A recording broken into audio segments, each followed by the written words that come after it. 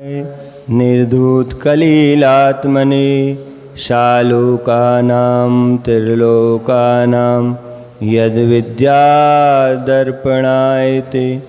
नमो अरिहन्ताणं नमो सिद्धाणं नमो आयर्याणं नमो अज्जायाणं नमो लोये सबसाऊणं। बोलो अनंतानंद सिद्ध परमेष्टि भगवान की, 1008 श्री आदिनाथ भगवान की, परम 1008 श्री पार्श्वनाथ भगवान की, वर्तमान शासक नायक श्री महावीर स्वामी की, परम पूज्य आचार्य भगवान विशुद्ध सागर महामुनिराज की, 2.5 दीप में विराजमान 3 कमनों कोटि मुनिराजों की, द्वादशांग जिनवाणी माता की, भवबंधु वर्तमान शासन नायक भगवान महावीर स्वामी के शासन में विराजे आचार्य भगवान विशुद्ध सागर महामुनिराज के रत्नात्रय की छाँव में बैठकर हम माँ जिणवाणी का रसपान कर रहे हैं। यही रसपान हमें मोक्ष का सोपान दिलाएगा। बंधुओं, नरक पतन का कारण है, ये बता रहे हैं कि शील रत्नम हतम यस्य मोहध्वान तमु पियो सहा नाना दुख सता किरणे नरके पतन ध्रुवम। मोह रूपी अंधकार के ग्रसित जिस प्राणी का चारित्र रूपी नष्ट हो गया है, निश्चय से उसका अनेक दुखों से व्याप्त नरक में पतन होगा। जब तक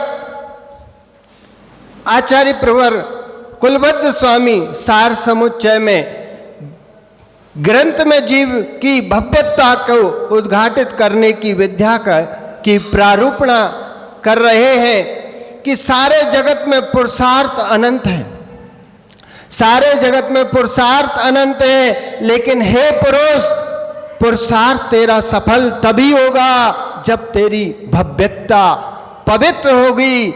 यदि भव्यता पवित्र नहीं है तो पुरुषार्थ सफल नहीं हो सकता।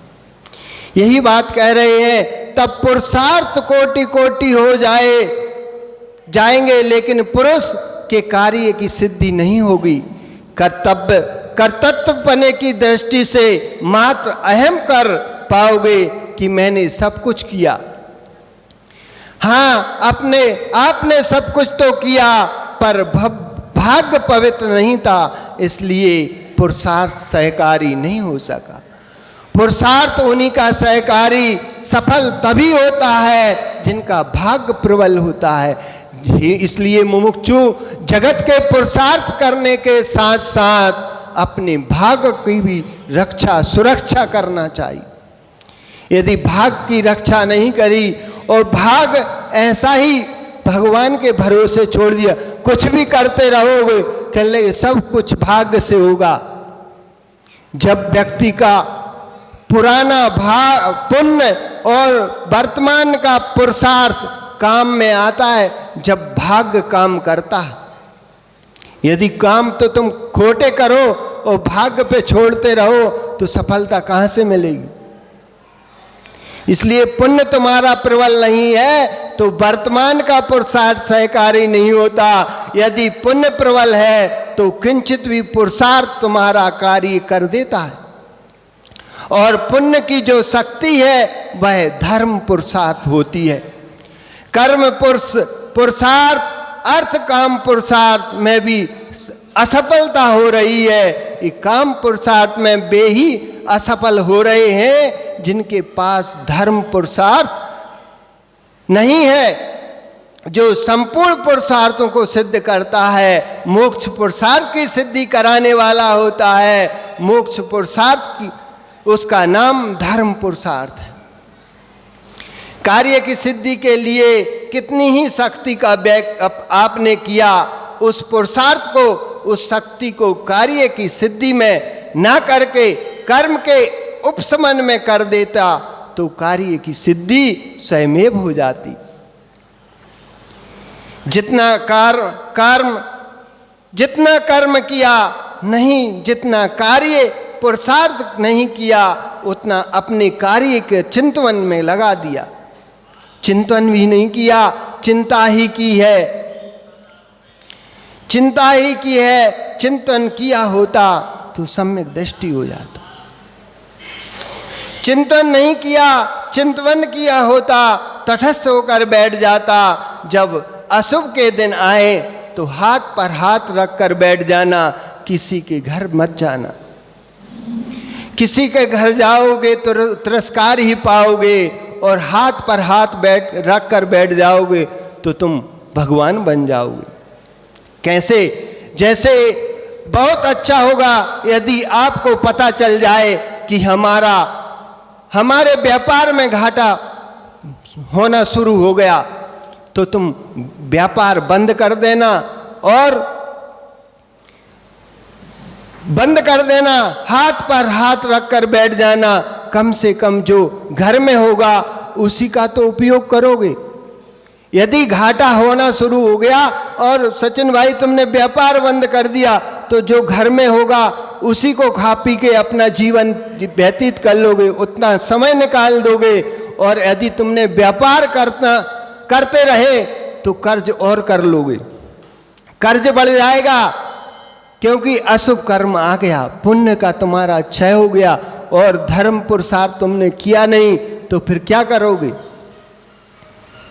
अशुभ ही आ गया, और हाथ पर हाथ रखकर बैठ जाओगे तो आप कहोगे कि हाथ पर हाथ रखकर बैठकर हम क्या करेंगे? तो कुछ नहीं करना। जैसे हाथ पर हाथ रखकर तुम्हारा अरिहंत बैठा है, हाथ पर हाथ रखकर तुम्हारा निर्ग्रंथ बैठा है, ऐसे ही हाथ पर हाथ रखकर बैठ जाओगे। विश्वास रखना, उस दिन से तुम्हारे दुनिया हाथों में देना शुरू कर देगी। जैसे हमें देती है ऐसा तुम्हें देने लगेगी।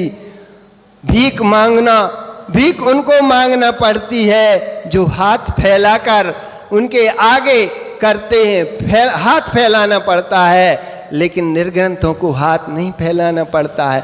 उन्हें तो हाथ पर हाथ रखकर ही जाना पड़ता है, अंजलि लगाकर जाना पड़ता है। ये भिखारियों की मुद्रा नहीं है। दुनिया उनको नमोस्तु नमोस्तु बोलती है। दुनिया के लोग भोजन का समय आता है तो यूं कटोरा करते हैं कि दे दो, लेकिन निर्गंत जब आहार की वक्त आती हैं तो ये रोटियों के पीछे नहीं घूमते, इनके पीछे रोटियां चक्कर लगाती हैं। वो स्वामी नमोस्तु नमोस्तु नमोस्तु, आत्रो आत्रो तिष्ठो तिष्ठो, नब्दा भक्ति करते हो तब कहीं तुम्हें मुनि के हाथों में ग्रास रखने को मिलता है। ये भिखारियों की मुद्रा नहीं है। भोजन का समय चाहे कितना ही उच्च, यूं कटोरा करते हैं, चाहे कितना ही उच्च श्रेणी का साधु होगा, अपने में नहीं उनके में कितना ही होगा, पहले भीख उसे मांगना ही पड़ता है। पर जैन योगी मुद्रा लगा कर जाते हैं, हाथ फैला कर नहीं जाते, कटोरा वे फैलाते हैं। भीख उनको मांगना पड़ती है जिनके पास धन नहीं होता।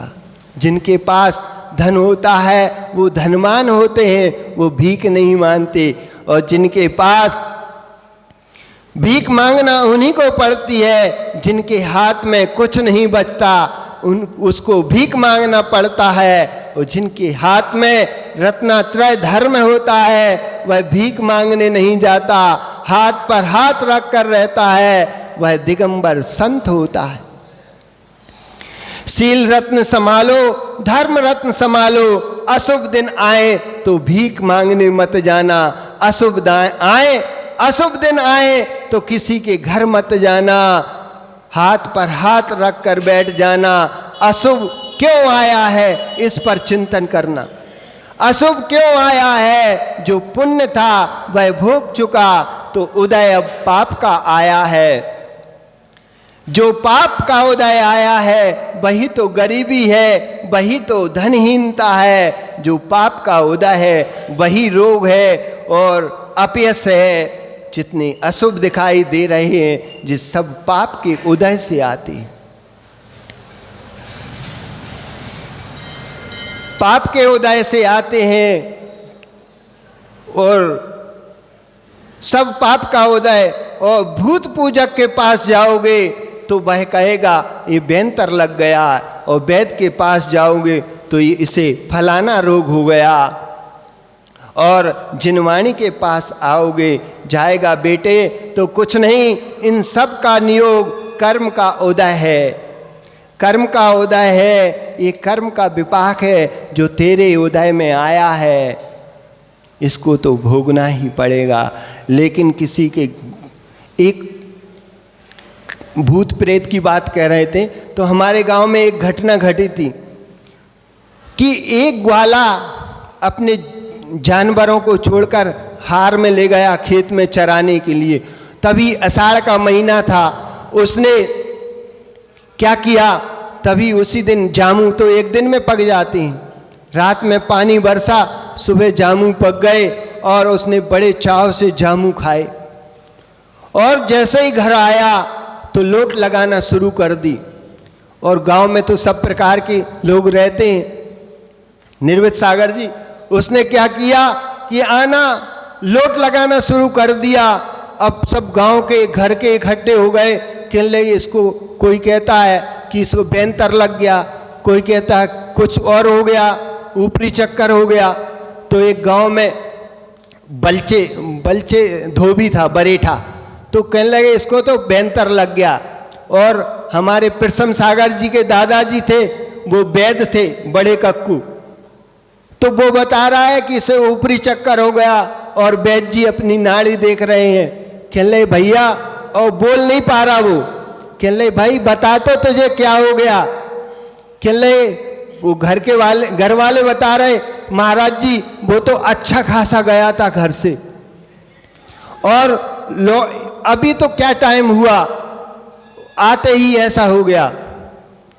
कहने लगे अब वो तो बेंतर बता रहा है और अंड सी चीज़ें मंगा रहा है कि ये ले आओ वो ले आओ।